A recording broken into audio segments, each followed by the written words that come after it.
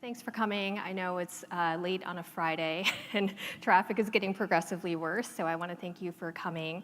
I'm just curious, are there any other federal employees who are here? Just two-ish?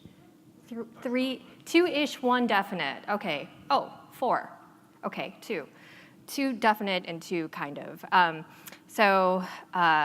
Maybe you're a little bit familiar with how this works, or maybe you don't, but I cannot say what agency I work for. So I can say that I work for the federal government, and I work for them as a software developer, IT specialist, is sort of general across to everything. I'm more on the dev side than I am on the ops side, so I don't actually have a lot of experience with Puppet. My exposure to Puppet actually started because my dog sitter works for Puppet. And she started telling me about what Puppet does, and I actually asked her, I was like, do you guys even need salespeople? Because it seems like your software would just kind of sell itself. But one of the great things, many great things about Puppet, is they're super animal friendly, and if you visit their office on any given day, you'll see lots of little dogs trotting around, and it's really cute. So part of that sort of animal friendly and greatness is that they do a lot of charitable work, and they all sort of train for the Portland Half Marathon, which was actually just this month. And they have these training walks that they do, and they do all these like fundraisers, and it's really fun. And my friend, the dog sitter, invited me to join their training walks. And I talked to one of the product managers at Puppet, Stephanie Stauk. I don't know if you guys know her, but she was complaining to me that part of her product management work is specific to the public sector, and she was complaining to me that she couldn't get anyone from the public sector to submit a talk to PuppetConf. And I was like, well, I mean, I know why, because like the pile of paperwork you have to submit, and all the disclosures you have to do, and sworn, I promise I won't mention my agency stuff.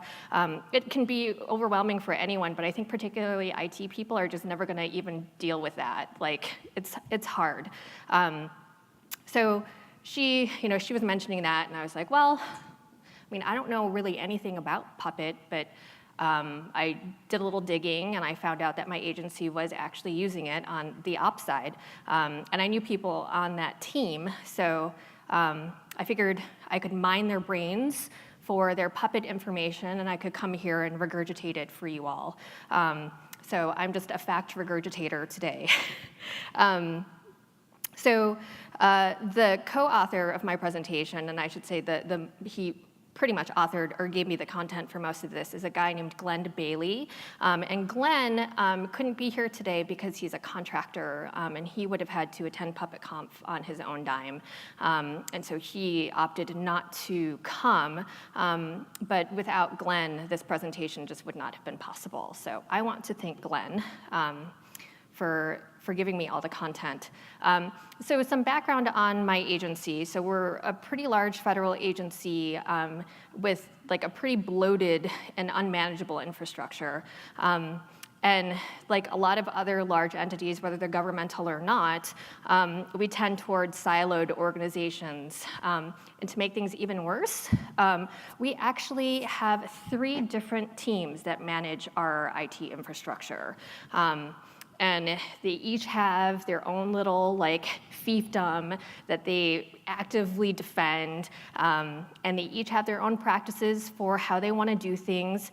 And so you can start to see how like very quickly things can get really unwieldy, and you can have like major drift, right? Inconsistencies are a huge problem that we face.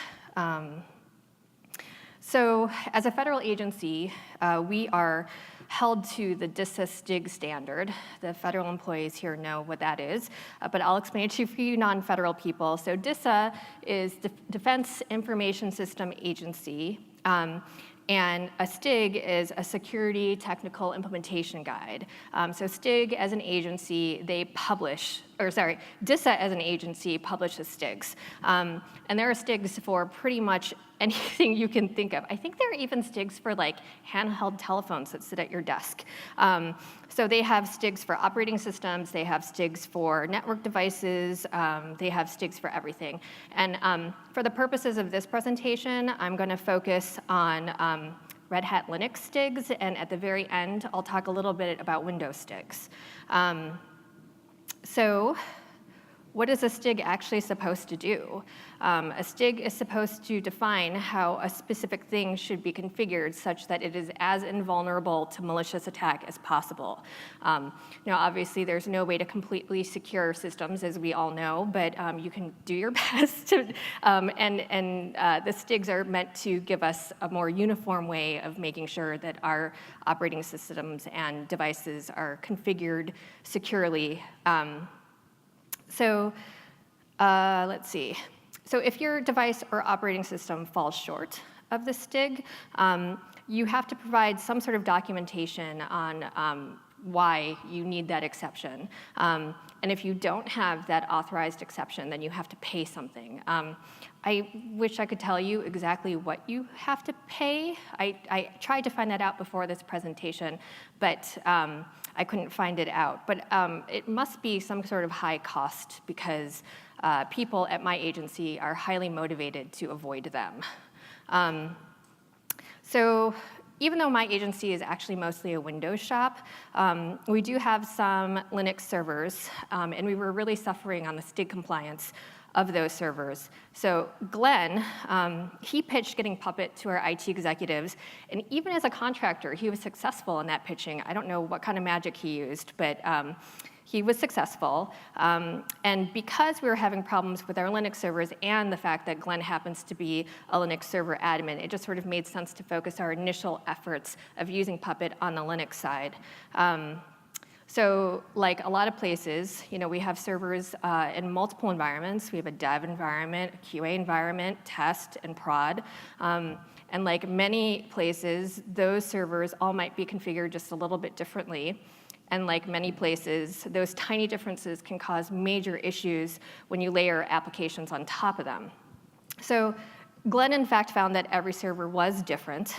He thinks it was probably based on the year it was built and probably by the person who built it. And he and the other Linux server admins were spending a lot of time fighting fires caused by those discrepancies. And he was really hoping that Puppet would be the solution to that, at least on the Linux side. And the spoiler alert is that it was. So the problems that we hoped Puppet would fix were inconsistent configuration of Linux servers and failure in STIG compliance. So I don't have any real data for you guys on what percentage of our Linux servers were configured differently from each other, but anecdotally, Glenn thinks that no one server was configured alike to another. But I do have numbers on our STIG compliance pre-Puppet. So pre-Puppet, we were hovering around 30% compliance, which is like really bad. Again, I don't know what those penalties are, but I'm pretty sure that that is expensive. But we're not just talking about like the cost of penalties, because there's a real cost to not knowing what you're managing.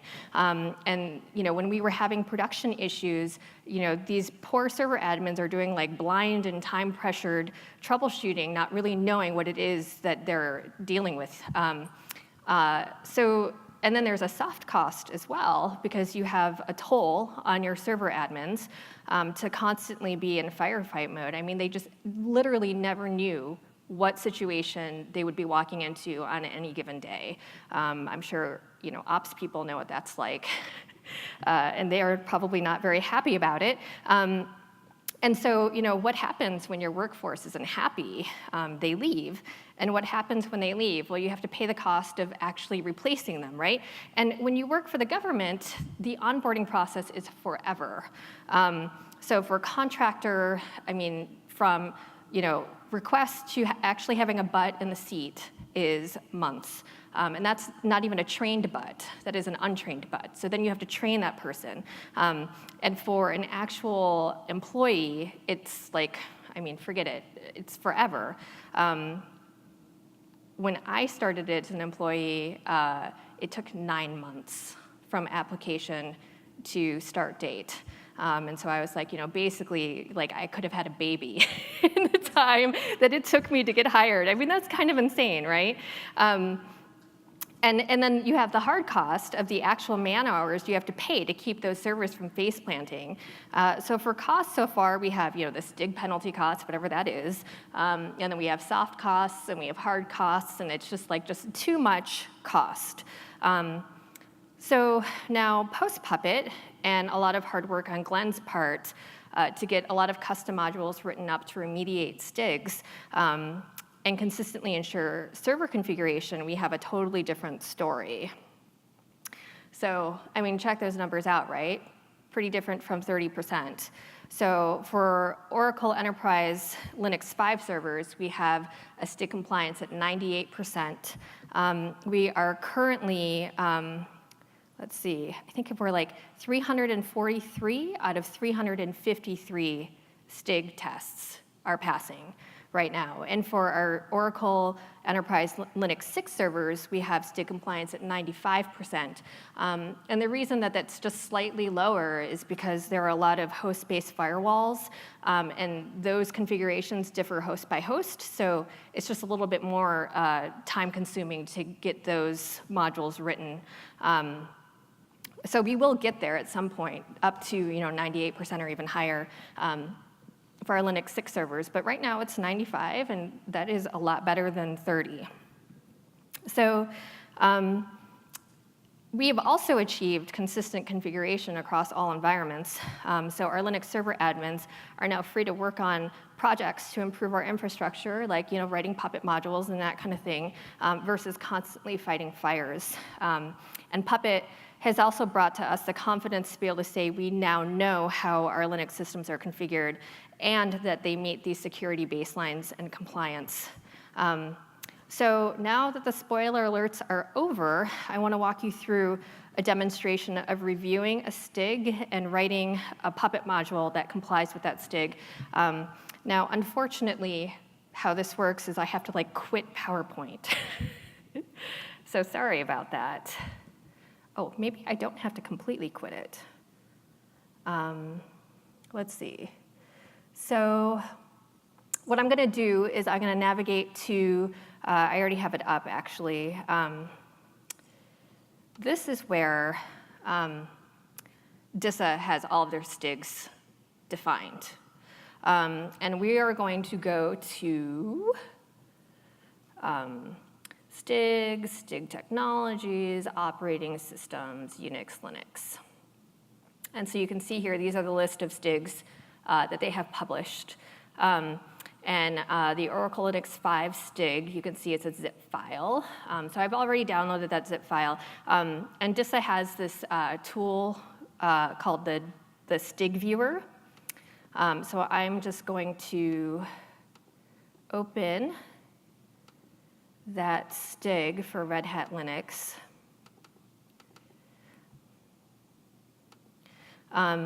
And so you can see that there's 572 items in this particular STIG. That's a long, long list.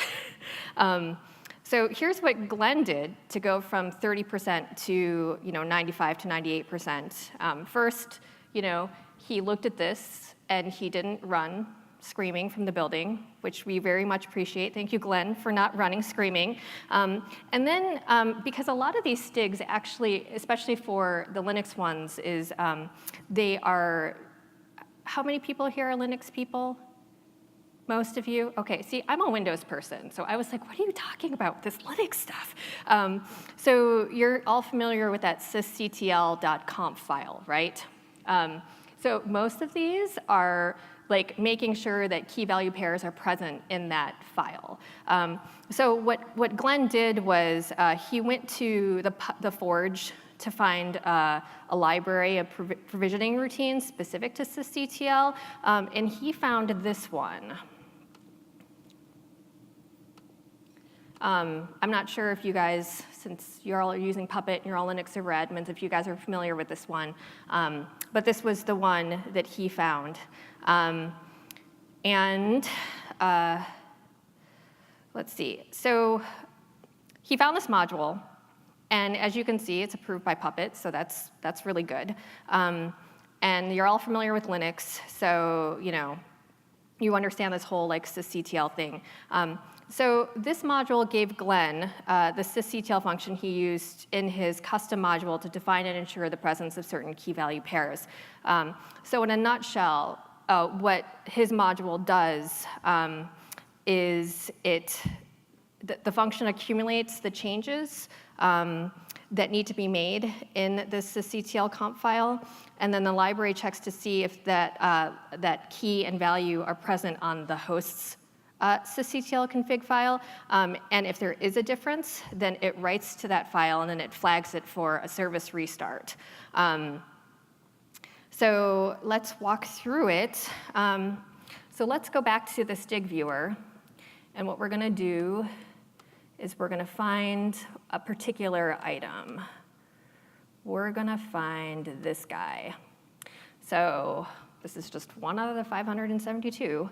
And you can see that it's basically telling you, like there's this fixed text section, and it's basically telling you this is what you need to make sure is in your file.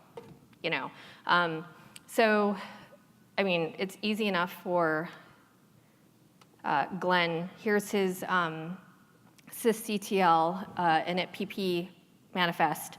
And at the very end of it, you can see where he is. Here it is. So he has a comment. He's ensuring that it's present. He wants to make sure that the value is 0. And you can see that's exactly what this thing is saying. So the resulting file ends up looking like that. So that's the entry that would show up in the file, that among many others that we have sort of defined in that module. So, this is all great, and we're so happy to have our servers consistently configured for Linux, and at a super high percentage STIG compliance, but we are probably, I don't know exactly, but at least a 90% Windows host sort of infrastructure. So, so the next logical step is like, let's go to Windows, right? Let's do some Windows stuff. So we basically had the same set of problems that we wanted to solve on the Windows side, which is, managing inconsistent configuration of our hosts and reaching a certain level of STIG compliance. And they also wanted to consider maybe standardizing our release management process for our applications, which right now, it varies completely application by application. So there is basically no standard at all. So that is sort of like the icing on the cake is what they're asking for. But as a start, for sure, we want to start off with making sure our servers are configured consistently. Now, on the STIG side for Windows, we're actually currently using GPOs. You guys aren't Windows people at all, are you? You know what a GPO is? Yes, you do. So we're using GPOs to manage our STIG compliance. And so if you know anything about GPOs, you know that if you have 3 different teams who are potentially writing their own GPOs for different servers, but are all on the same network, you can start to see how there's going to be like a major problem managing it. So it's kind of, and then you have problems where like, something stopped working in production. You don't know what it is. As an application developer, I have no insight into what GPOs are applied on my production servers, like none, 0. So it can be hard to troubleshoot, as a developer, what's going on. So it's kind of a nightmare. So we haven't really decided if we're going to stick with using GPOs or whether we're going to go with Puppet. Obviously, the upside of using Puppet is that you can see like the modules that are applied on a host, and so you can see that a lot more easily. Where with GPOs, you can't really see that very easily. You can like run some like GPO report thing, but you have to ask for it on demand. You can't just see it. So Puppet would be better, but we have so much like so much of our infrastructure depends on GPOs. I just don't know that they'll change their minds on that one. But I mean, certainly we can use Puppet to ensure configuration. So what we started using was, anyone using PowerShell DSC? No? Do you guys know what it is? No? Okay, so PowerShell DSC stands for desired state configuration. So, the whole reason for using PowerShell is automating things on Windows is incredibly difficult because it was always meant to be someone like clicking on something, right? So PowerShell makes it so that you can actually automate Windows without clicking on something. And it's not perfect. I think that they're probably working on making it better. But DSC sort of takes PowerShell one level up where you can sort of ensure Windows roles and features are installed and execute those kinds of PowerShell commands. Basically, the server team asked me maybe like not even a month ago if I could help them out with this because they knew I was giving this presentation and they wondered if I might want to have some actual experience with Puppet before presenting at PuppetConf. And so I agreed, and I was like, yeah, that sounds probably like a good idea. And I had already had experience using PowerShell DSC, just not with Puppet. And Puppet has a PowerShell DSC module that they just came out with. So, that is one that they have written. So it's not just like an approved module. They completely wrote it. So I started with a web host. I mostly write like web services and that kind of thing, so that's a technology that I feel pretty comfortable with. So I'm going to show you guys how I did that. So this is a script that you can run on a server that will basically spit out in a text file every role and feature, every Windows role and feature you have installed on that particular host. So if you know, like, this is my baseline for a server, and just like install everything that you need. Be very careful about not making any mistakes because it's going to spit out the script that you're going to use to baseline all the other servers. You can use this to basically spit out a PowerShell file, and the PowerShell file that it spits out looks something like this. So you could run PowerShell on a host, and it would install this host as a web server with all of these features. And so I'll walk you guys through how I puppetized this particular script. So let's see here. Move to other view. So you can see that the syntax is actually pretty similar here. Whereas instead of like Windows feature, everything is basically prefixed with DSC underscore. So DSC underscore Windows feature, DSC underscore ensure, DSC underscore name. And so porting your PowerShell script over to the Puppet script is actually, it's still a lot of typing and it's still a lot of copy paste, but it's not like it's hard. There's really not a lot of learning curve on this guy. So I can walk you through from the beginning. So you guys aren't Windows people. Rob Reynolds gave a really good presentation earlier today on Chocolatey. Did anyone go to that? I did. It was really good. And so, for Windows, you're going to use Chocolatey as your package provider. You guys are all Linux. You guys are probably all using Yum, right? You guys using Yum? I feel like if I wanted to start a company that was a package provider, I would call it like Nom Nom. Or maybe Savory. They're all so food oriented. I think of like Yum and Chocolatey. I just start to get hungry. But anyway, so we're using Chocolatey, which is much better than the default Windows package provider. So basically, I'm saying Chocolatey is my package provider, and I want to make sure that PowerShell is installed before running my DSC script. And the reason I have to do that is because PowerShell DSC, it is required that you have PowerShell 5 installed first. And PowerShell 5 ships with the Windows Management Framework 5, which actually shipped way after Windows Server 2012, which is what we are on. So we have mostly Windows 2012 R2 servers. And so pretty much none of them are going to have this unless we say it's installed. And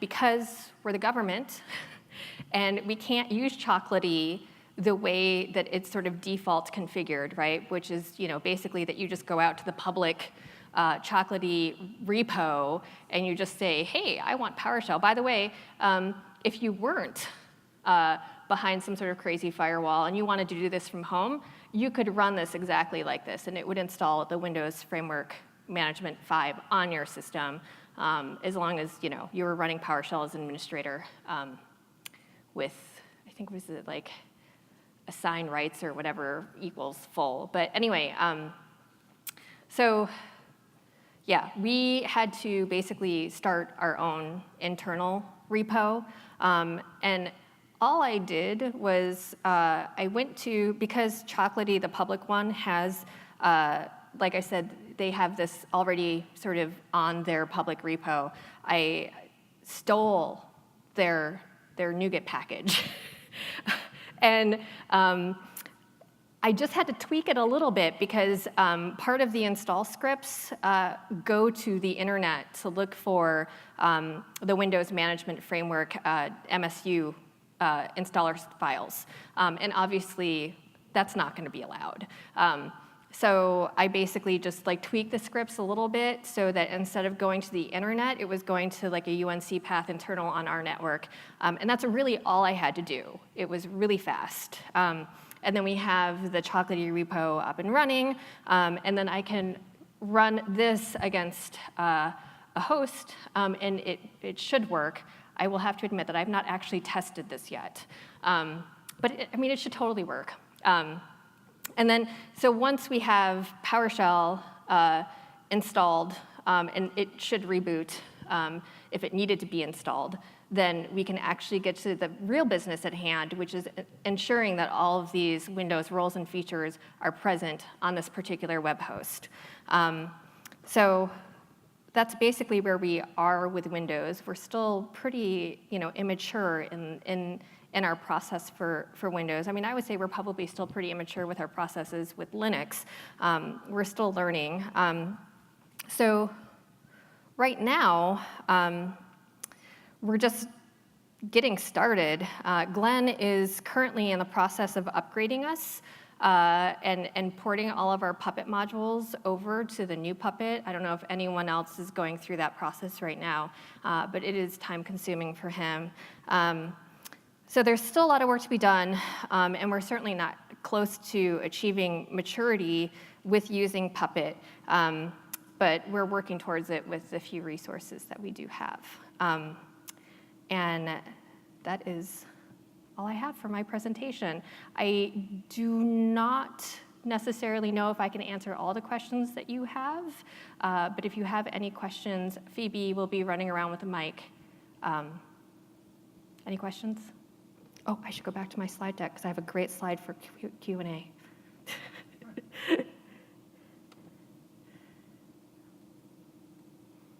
There, Sam the American Eagle.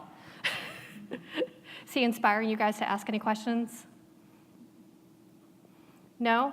Okay, well, if you do have any questions, this slide deck will be available on the Puppet site or whatever. They're going to publish all of these. And you can feel free to email me or email Glenn. Really, you should email Glenn. And ask whatever questions that you have, especially you federal employees. I'm sure you have a lot of questions if you're not quite there yet with Puppet. Thank you.